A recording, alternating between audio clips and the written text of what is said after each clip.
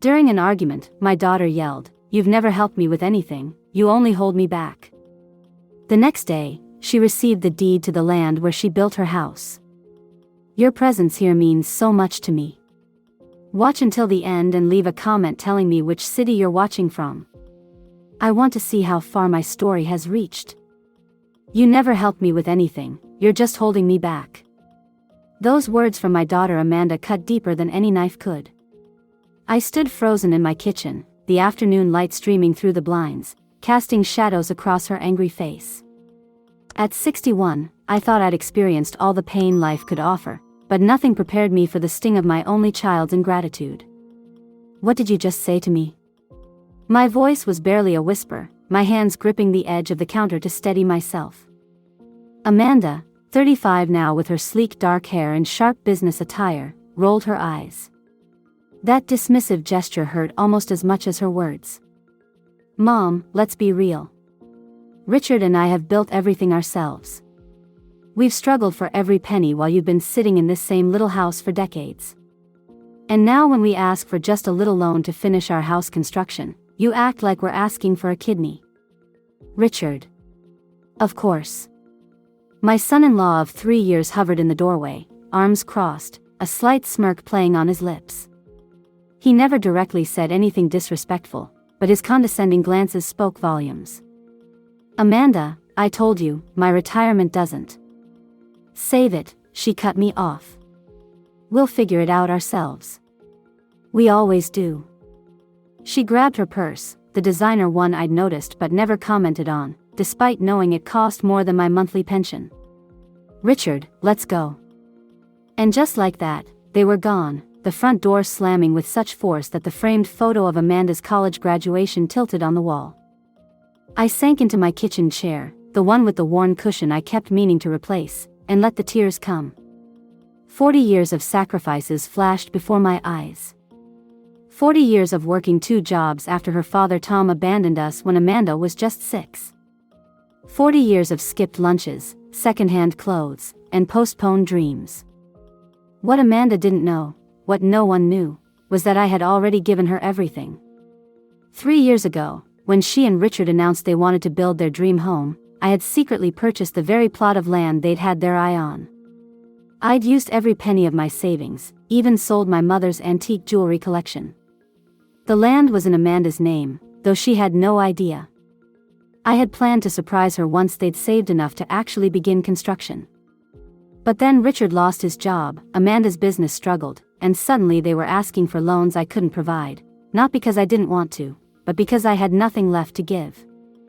I wiped my eyes and shuffled to the small desk in my bedroom. From the bottom drawer, I pulled out a folder containing the land deed. Tomorrow would be exactly 3 years since I purchased it. 3 years of watching them struggle, listening to their plans, hearing them talk about, someday, owning that perfect piece of land with the oak trees and the view of the valley. 3 years of saying nothing, waiting for the right moment. I traced my fingers over the document, Amanda's name printed clearly as the owner. How many extra shifts had I worked at the nursing home to afford this? How many nights had I sat alone in this empty house while Amanda was out building her life, believing I had nothing valuable to contribute? The phone rang, startling me from my thoughts. Probably Martha from next door, checking if I wanted to join her for bingo at the community center. I let it go to voicemail. I couldn't face anyone right now, couldn't pretend everything was fine. Instead, I made a decision. Tomorrow, I would mail Amanda a copy of the deed. No note, no explanation. Just the truth of what I had done for her, silently, expecting nothing in return. Not even a thank you. That night, I barely slept. I kept hearing her words, "You never helped me with anything." Each time they echoed in my mind, I felt a fresh wave of hurt, followed by a strange sense of calm. Tomorrow, she would know. Not because I wanted praise or gratitude, but because some truths need to be spoken, or in this case, shown. As dawn broke, I sealed the envelope containing the copy of the deed. I kissed it gently before placing it in the mailbox, raising the little red flag to signal for pickup. Whatever happened next was out of my hands. What I didn't know then was that this simple act, this revelation of truth would shatter everything Amanda thought she knew about her life, her husband, and especially about me, the mother she believed had never really helped her at all. The day after I mailed the deed, memories flooded back as I dusted the sparse collection of framed photos on my mantle. Each picture marked a sacrifice Amanda never knew about. I paused at her high school graduation photo. She was beaming, unaware that just the night before, I had pawned my wedding ring, the only thing of value Tom had left behind, to pay for her senior trip to Washington. The same trip where she met Eliza, who later became her college roommate and business partner. You never helped me with anything. I moved to the next photo, Amanda at college orientation. What she didn't know was that I had taken a second job cleaning office buildings at night to afford those tuition payments. My hands still ached sometimes from those years of scrubbing floors and emptying trash cans after working day shifts at the hospital. The phone rang again. Martha, probably wondering why I'd missed our morning coffee. I let it ring. The last photo was from Amanda's wedding to Richard 3 years ago. I remembered how he had looked at me when I told them my gift was modest, just a check for $500. That's thoughtful, Joan, he'd said, not bothering to hide his disappointment. Amanda had squeezed his arm, a silent plea to be polite. What they didn't know was that 2 weeks earlier, I had signed the papers for the land purchase. That $500 check represented the last of my accessible cash. Everything else, my savings, my retirement fund, even the money from selling my mother's jewelry, had gone to buying that plot of land they coveted. I had discovered their interest in the property accidentally. Amanda had left a real estate listing on my coffee table after a visit. Later, I overheard her telling Richard on the phone, "It's perfect, but we're at least 5 years away from affording it." That night, I made the decision. I had been saving for years, living frugally, preparing for a retirement that would hopefully include travel, maybe even a small condo near the beach. Instead, I called the real estate agent and made an offer on the land, requesting that it be put in Amanda's name. "Are you sure?" the agent had asked, confused by my insistence on keeping my role secret. I was sure. Amanda had always been fiercely independent, determined to make her own way. I worried that knowing I had purchased the land might make her feel indebted, or worse, like she hadn't earned it herself. So I stayed silent, watching as she and Richard struggled to save, planning to surprise them when the time was right. But then Richard lost his marketing job, and their savings dwindled. Amanda's business partnership with Eliza hit rough patches. Their dream home plans were postponed indefinitely. And still, I said nothing. I sank into my worn armchair, wondering if I had made a mistake. Maybe I should have told her about the land from the beginning. Maybe she wouldn't have seen me as the useless mother who never helped with anything. The doorbell rang, startling me from my thoughts. Through the peephole, I saw Eliza, Amanda's business partner, shifting nervously on my porch. "Joan," she said when I opened the door, her expression concerned. "Can I come in? I need to tell you something about Richard." My stomach tightened as I let her in. Eliza had never visited my home alone before. "Amanda doesn't know I'm here," she said, perching on the edge of my sofa. "But after what happened at your lunch yesterday, I couldn't stay quiet anymore." I offered her tea, hands trembling slightly as I set down the mugs. "Richard has been lying to Amanda," Eliza said, her voice low as if afraid of being overheard. "About money, about his job prospects, about a lot of things." I listened as she explained that Richard hadn't actually been laid off. He'd been fired for ethical violations. How he'd been manipulating Amanda, isolating her from friends, making her believe they were in worse financial shape than they actually were. "Why are you telling me this?" I asked, though I already suspected the answer. "Because he's turning her against everyone who cares about her," Eliza said. "Yesterday, she came back to the office after seeing you, saying terrible things about how you've never supported her." I couldn't believe it. I remember all those nights in college when she'd call you, and you'd send whatever you could to help us get by. I stared into my tea, unsure what to say. "Joan," Eliza leaned forward, "Amanda doesn't see it yet, but Richard is controlling her. And I'm worried about what will happen when she receives that deed."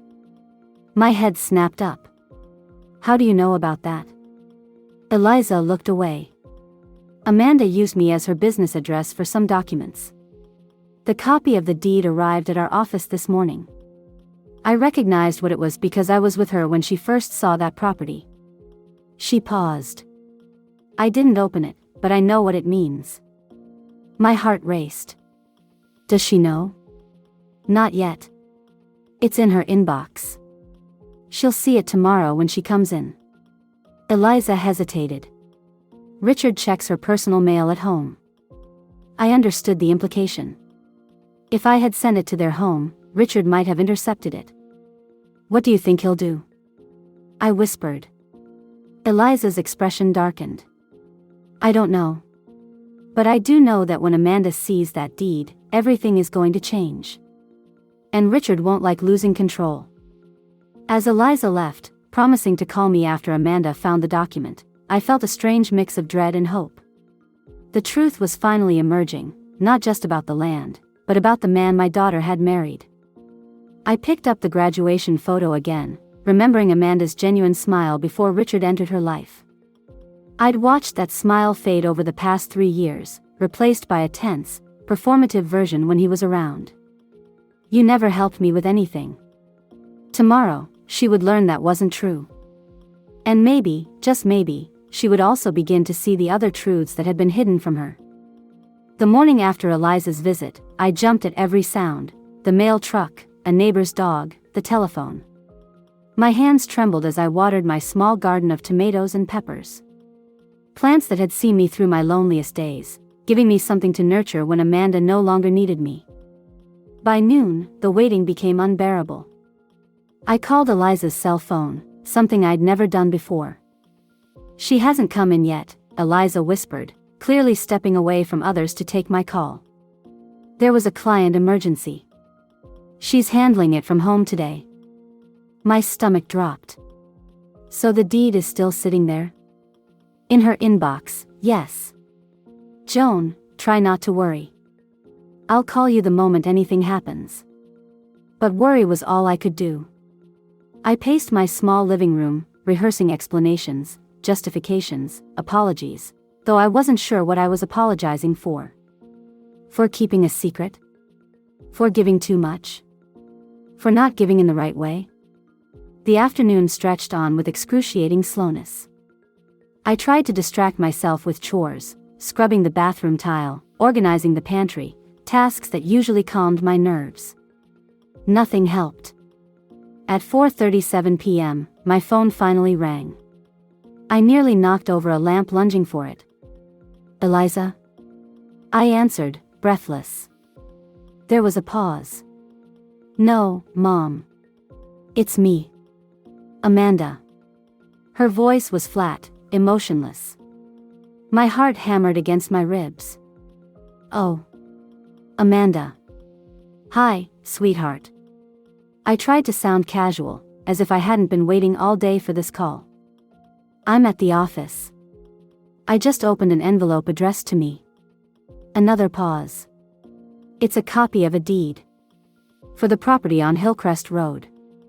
I closed my eyes, gripping the phone tighter. Yes. The property is in my name. Purchased 3 years ago. Her voice remained eerily controlled. But I didn't buy it. I took a deep breath. No. I did. The silence that followed seemed to stretch for an eternity. I could hear her breathing, slightly uneven. Why? She finally asked. Such a simple question. Such a complicated answer. Because you wanted it, I said. Because I had the means at the time. Because I thought someday you and Richard would build your dream home there. 3 years, she said, her voice cracking slightly. You've let us struggle, stress about saving for land, and all this time. I was waiting for the right moment, I explained weakly. Then Richard lost his job, and things got complicated, and he didn't lose his job. The bitterness in her voice startled me. Eliza told me everything this morning. Before I found the deed. My heart sank. Oh, Amanda. He lied to me. 4 months. Her voice was barely audible now. Made me think we were broke. Made me ask you for money we didn't actually need. And all this time, I own land worth. She broke off. How much did you pay for it, Mom? I hesitated. That doesn't matter. It matters to me. Steel had returned to her voice. 275,000, I admitted. I heard her sharp intake of breath. That's everything you had. Not everything, I lied. I'm fine, Amanda. I wanted you to have it. Another long silence. I could picture her at her desk, the modern glass one she'd shown me photos of, the deed spread before her, her world tilting on its axis. Richard doesn't know, she finally said. It wasn't a question. No. I don't think so. Don't tell him. Please. There was urgency in her voice now. I need time to figure some things out. Of course, I promised. Whatever you need. I have to go, she said abruptly. I'll call you soon. The line went dead before I could respond. I set the phone down, unsure what had just happened. It wasn't the grateful realization I'd fantasized about, nor was it the angry confrontation I'd feared. It was something else entirely, a quiet reckoning, the first tremor of a seismic shift. That night, I waited for another call that never came. I checked my phone obsessively, making sure it was charged, that the ringer was on full volume. Every headlight that swept across my curtains made me jump, thinking Amanda might have come to talk in person. By midnight, exhaustion overtook my anxiety, and I drifted into an uneasy sleep. I dreamed of Amanda as a little girl, the time she'd broken her arm falling from the apple tree in our old backyard. How she'd looked up at me from the hospital bed, so trusting, so certain that I could fix anything. I couldn't fix this. Whatever was happening now between Amanda and Richard, between Amanda and me, it was beyond my control. I had sent the deed, unlocked the door to a truth long kept hidden. Now I could only wait to see who walked through. Morning came, and still no word. I made coffee, fed the stray cat that had adopted my porch, tried to focus on the crossword puzzle. My phone remained silent. Until, at precisely 10:17 a.m., someone pounded on my front door with such force that the windows rattled. When I opened it, I found myself face to face with Richard, his normally perfectly combed hair disheveled, his eyes blazing with a fury that made me step back. "What the hell do you think you're doing?" he snarled. And I knew then that the tremor had become an earthquake. Richard didn't wait for an invitation. He pushed past me into the living room, his expensive cologne filling my small house with its overwhelming scent. "Where's Amanda?" I asked, trying to keep my voice steady as I closed the door. "At home. Crying." He spat the words like accusations. "What kind of game are you playing, Joan?" I straightened my shoulders, suddenly grateful for the sturdy kitchen counter between us. "It's not a game. That land belongs to Amanda. It always has." Richard's laugh was cold, humorless. "Right. You just happened to buy prime real estate in her name 3 years ago and decided now was the perfect time to tell her?" He paced my living room like a caged animal. "After she told you we needed money for construction? What a coincidence." "I was waiting for the right time," I said, the same explanation I'd given Amanda. It sounded hollow even to my own ears. "The right time," he mimicked. "You mean when it would cause the most problems between us?" He stopped pacing, fixing me with a stare that made my skin crawl. "Amanda thinks you're some kind of selfless saint now. That you sacrificed everything for her while I've been, what was it she said, controlling her." My heart raced. Amanda had confronted him. "I never said anything about you," I insisted. "But Eliza did, didn't she?" His jaw tightened. "Your little spy." Filling Amanda's head with lies about me checking our finances, about my job situation. I gripped the counter harder.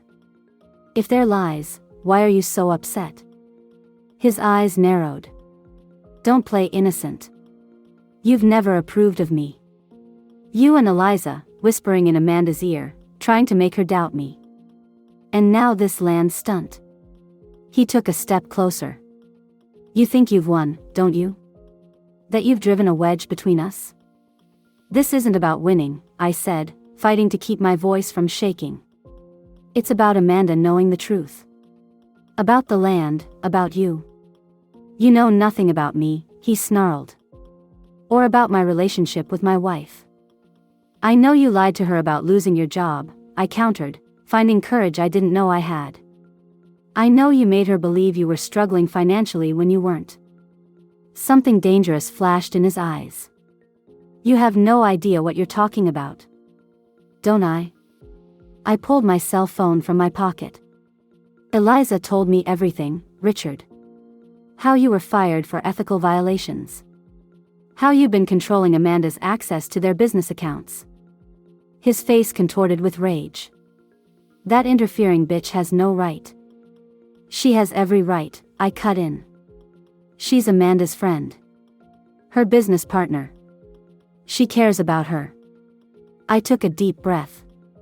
And so do I. Richard stepped closer, his voice dropping to a menacing whisper. Listen carefully, Joan. You're going to call Amanda and tell her there's been a mistake. That you put the land in her name recently, as a gift, whatever. But not 3 years ago. I stared at him in disbelief. Why would I do that? Because if you don't, he said, his smile chilling, I'll make sure she never speaks to you again. I'll convince her this was all a sad attempt by her lonely, pathetic mother to buy her love. That you only did it to compete with me, to undermine our marriage. She wouldn't believe that, I said, but uncertainty crept into my voice. Richard's smile widened. Wouldn't she? I've been shaping how she sees you for 3 years, Joan. All those times she came home from visiting you, frustrated and impatient. Who do you think she talked to? Who do you think helped her interpret your clingy behavior, your passive-aggressive comments? My blood ran cold as the realization hit me. All those strained visits, the growing distance between us, it wasn't just Amanda pulling away. It was Richard, methodically poisoning our relationship. Before I could respond, the front door flew open. Amanda stood in the doorway, her face pale, eyes red-rimmed from crying. Amanda, Richard's demeanor instantly transformed, his voice softening. Sweetheart, I told you to wait at home. You're upset, you shouldn't be driving. Stop it. Her voice was quiet but firm. Just stop, Richard. My daughter stepped into the house, closing the door behind her. I noticed she was clutching a manila folder, the original deed, not the copy I'd sent. How long have you been standing there? Richard asked, a nervous edge to his voice. Long enough. Amanda moved past him to stand beside me. The gesture wasn't lost on any of us. I heard what you said about shaping how I see my mother. About making me interpret her behavior negatively. Richard's eyes darted between us. You misunderstood. I was just trying to explain to your mother why you've been distant. I called your former boss at Sterling Media, Amanda interrupted. He told me you weren't laid off during company restructuring. You were fired for embezzling client funds. The color drained from Richard's face. And then, Amanda continued, her voice gaining strength, I checked our joint accounts. The ones you told me were nearly empty. She opened the folder, pulling out bank statements alongside the deed. Funny how they show regular deposits of thousands of dollars. Money I never knew we had while I was working 60-hour weeks, stressing about bills, asking my mother for loans. Richard took a step toward her, hand outstretched. Amanda, I can explain. Don't. She recoiled from his touch. Don't touch me. Don't speak to me. She turned to me, her eyes softening. Mom, I need to talk to my husband alone. Can you give us a few minutes? Despite everything, my protective instincts flared. Are you sure? I can call. I'm sure, Amanda said firmly. This won't take long. Reluctantly, I stepped onto my back porch, closing the door behind me but staying close enough to hear raised voices, though not the words. 5 minutes later, the front door slammed so hard that the wind chimes on my porch jangled wildly. Richard's car screeched away from the curb. When I re-entered my house, Amanda was sitting on my sofa, the deed and bank statement spread across my coffee table. She looked up at me, her eyes swimming with tears. "He's gone," she said simply. I sat beside her, cautiously taking her hand. This time, she didn't pull away. "I'm so sorry, Mom," she whispered. "For everything I said.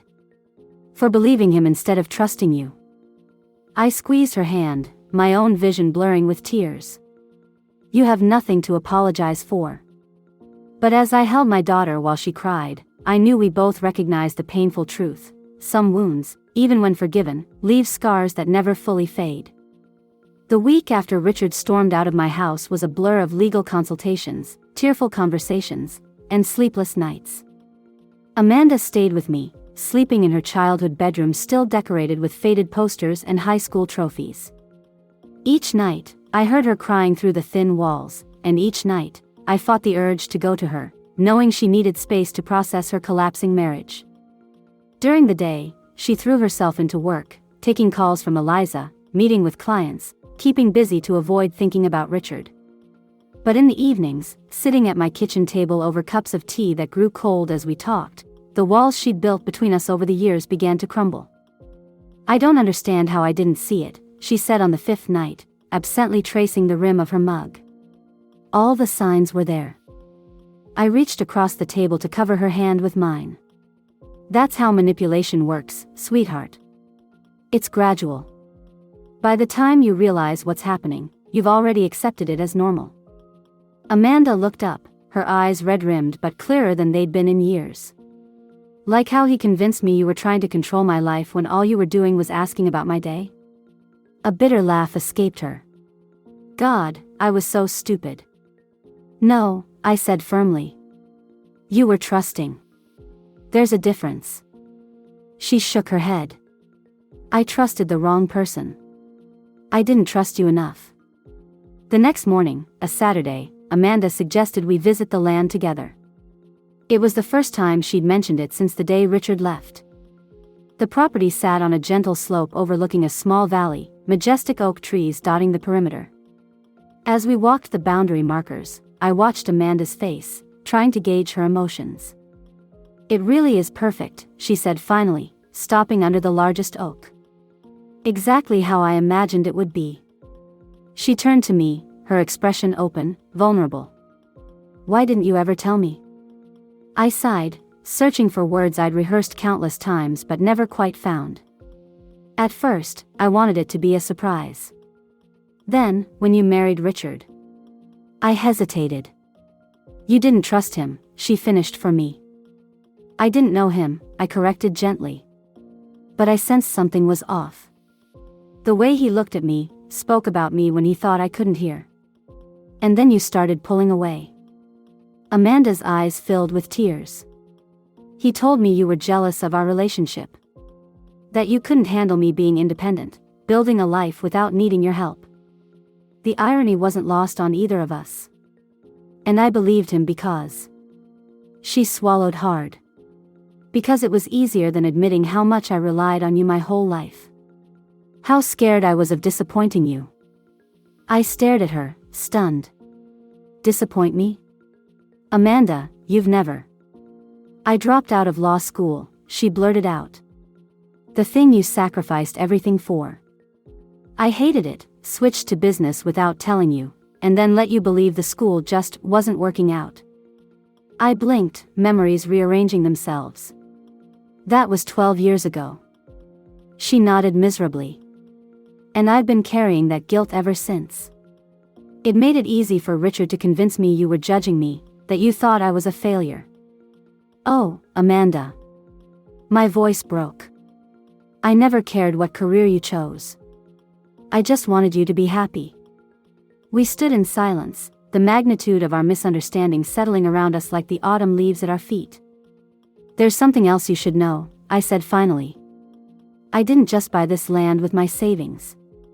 I sold Grandma's jewelry collection. Amanda's eyes widened. The antique pieces? But you loved those. You always said they were your only connection to her. I shrugged. Things are just things. You're my daughter. My only child.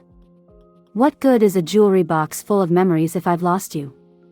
She stepped forward then, wrapping her arms around me in the first genuine hug we'd shared in years.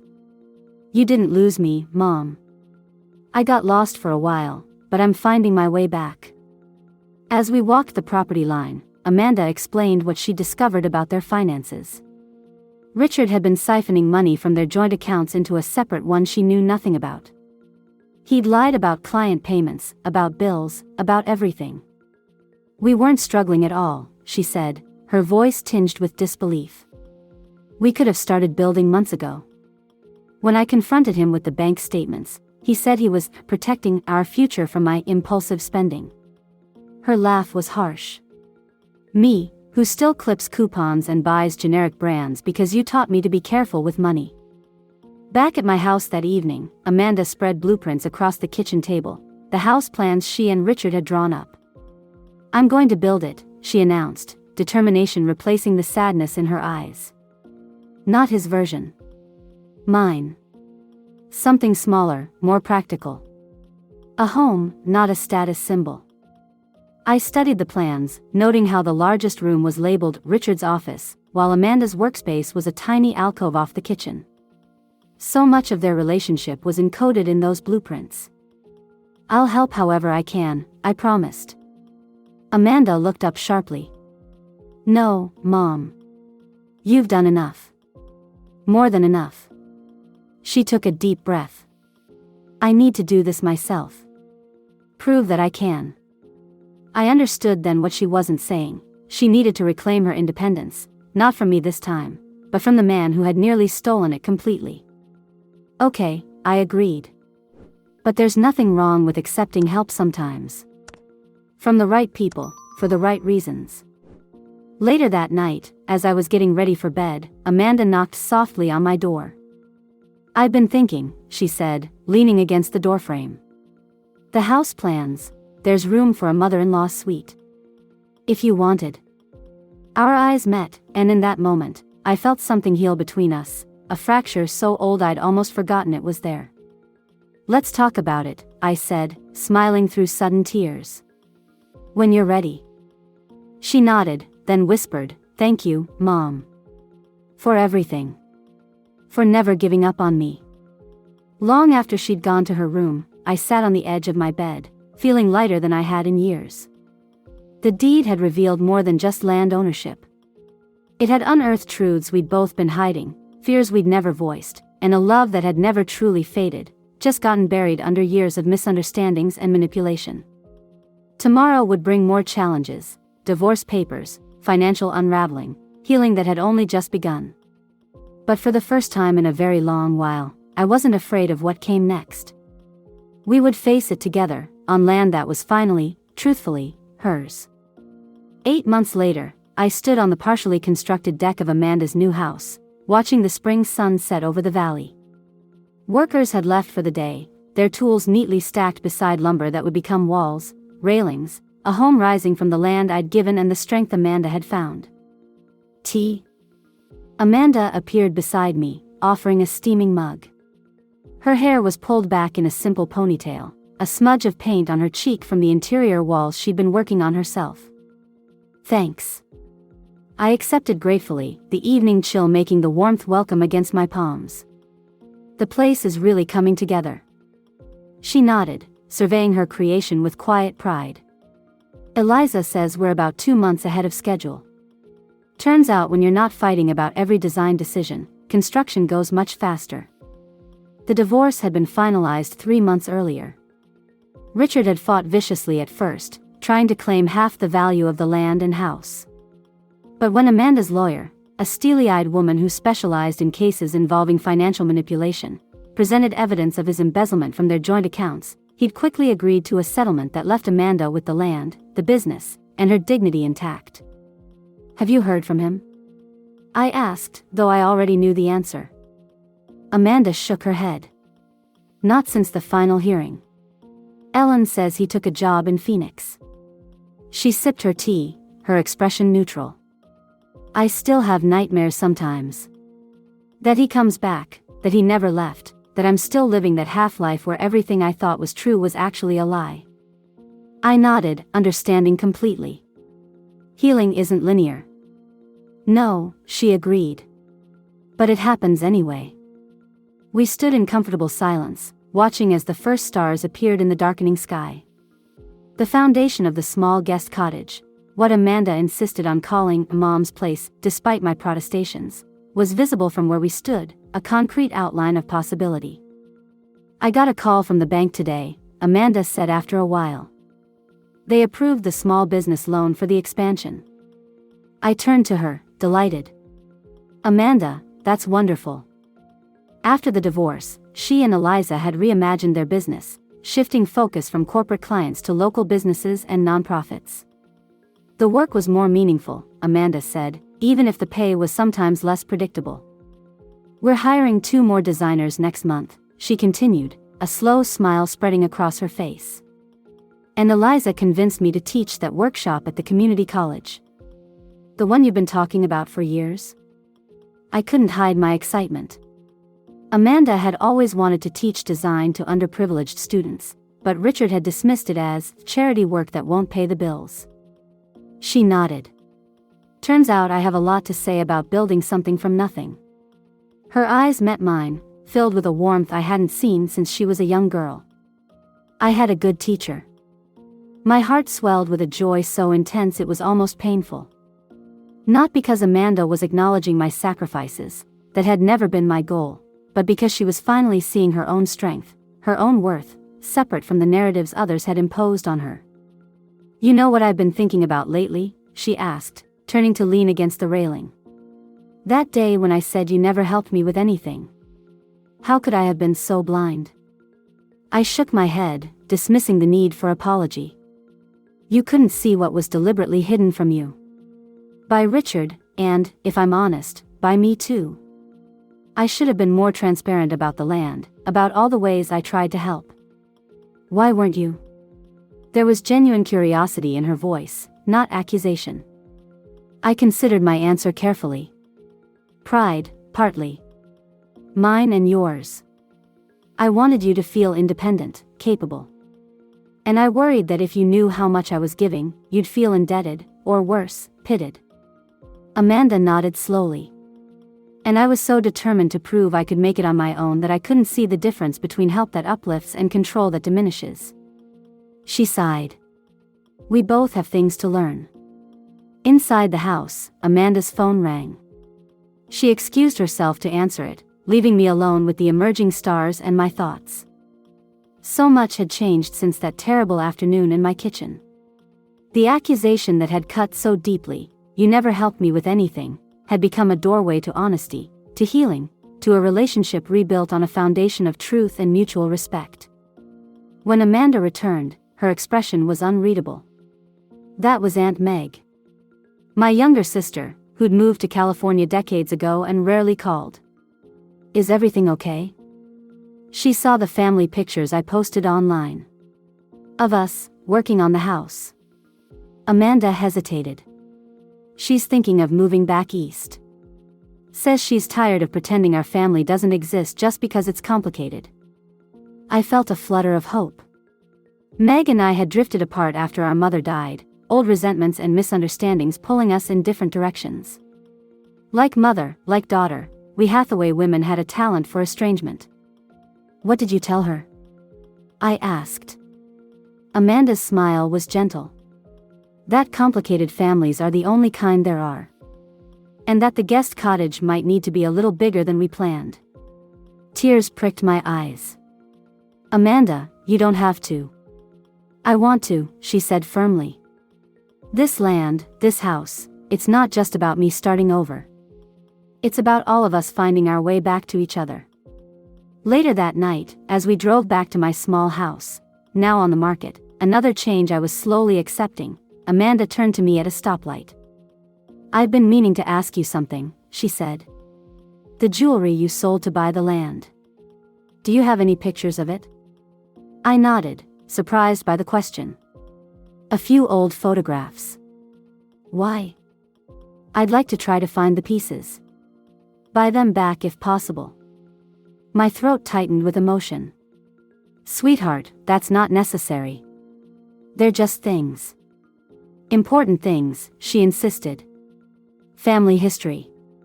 Our history. The light turned green, and as Amanda accelerated, I marveled at the woman beside me, strong, compassionate, resilient in ways I'd always hoped she would be but now recognized had always been part of her. 6 months later, on a crisp fall day, I carried the last box from my old house into my new cottage on Amanda's property. The space was perfect, cozy but not cramped, private but not isolated, with a small garden plot already prepared for spring planting. Amanda appeared in the doorway, holding a small package wrapped in silver paper. Housewarming gift, she announced, setting it on the counter. Inside was a velvet box. When I opened it, I gasped. There, nestled on black satin, was my mother's opal pendant, the centerpiece of the jewelry collection I'd sold. How did you? Eliza helped me track down the buyer, Amanda explained. It took some convincing, but she eventually agreed to sell it back. She touched the pendant gently. I'm still looking for the other pieces. I lifted the necklace with trembling fingers. It's beautiful. Just as I remembered. There's an inscription on the back, Amanda said softly. I never knew that. I turned the pendant over. There, in tiny, flowing script, were words I'd never noticed before, for what remains when all else falls away. My mother's message to me. And now, unknowingly, my message to Amanda. Thank you, I whispered, unable to say more. Amanda helped me fasten the necklace, her fingers sure and gentle against my neck. No, Mom. Thank you. For the land, yes. But more importantly, for showing me that love doesn't have to be loud or obvious to be real. Sometimes it's in the quiet sacrifices, the secret gifts, the truths we're brave enough to finally speak. From the window of my new home, I could see the oak trees that marked the boundary of the property, standing tall against the autumn sky. Between the trees and the cottage was Amanda's house, nearly complete now, waiting for the life she would build there. The land had been my gift to her. But what she'd given back to me, trust restored, love rekindled, a place to belong, was worth more than any deed, any property, any amount of money I could have saved. Some truths take time to be revealed. Some foundations need to be rebuilt. But in the end, what remains when all else falls away is the simplest truth of all, a mother's love, a daughter's strength, and the land of truth they now shared.